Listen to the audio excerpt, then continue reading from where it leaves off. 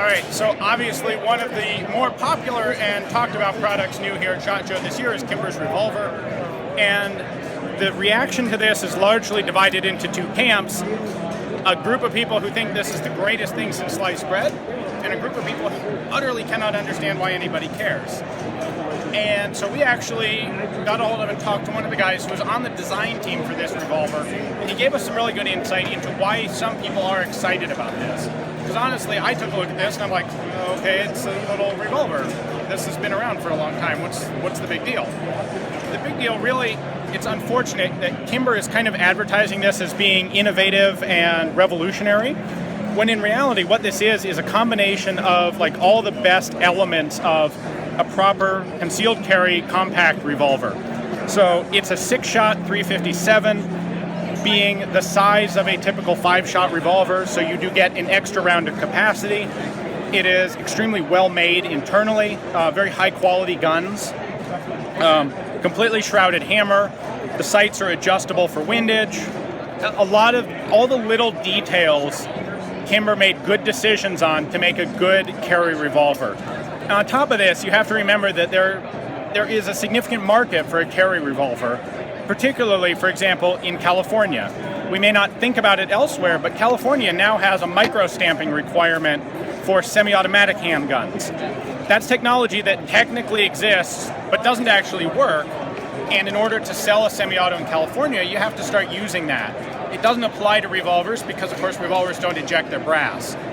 That offers a significant large market for this sort of gun in California. And that's something that I believe Kimber is trying to take advantage of.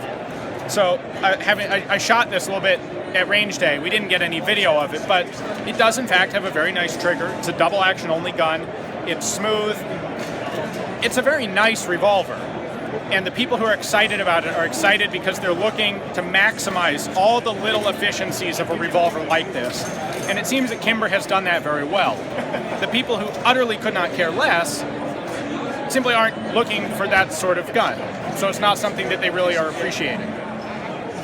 Essentially, you're either in the market for this or you're not. So when you mentioned, for example, the micro-stamping, in California, there's still lots of people in certain counties that have absolutely the ability to get a concealed carry permit. Right. But the problems with the micro-stamping issue, amongst others, with semi-automatics are just prominent.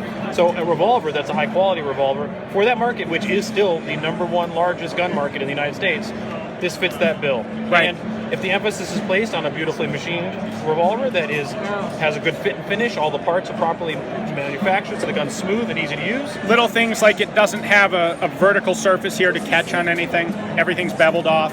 It's that sort of little detail. You get a small gun that's got an extra round of capacity.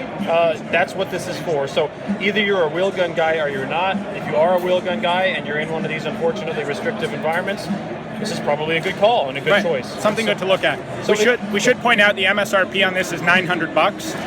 So, yep.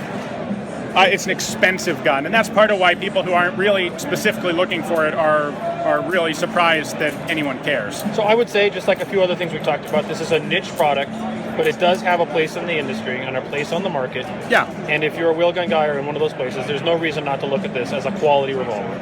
Ignore the hype from Kimber and look at what the actual gun is, and that's the way to truly appreciate it. Like when I picked, and I do occasionally carry a wheel gun, I usually carry a 327 8-shot Smith & Wesson Performance Center, and I picked it for its quality, not for its price. They're expensive guns. Yeah. If you're going to carry something that your life depends on, you should have faith in it, and this is, I think what Kimber's shooting for here is a gun that's made to that level of quality. Yep.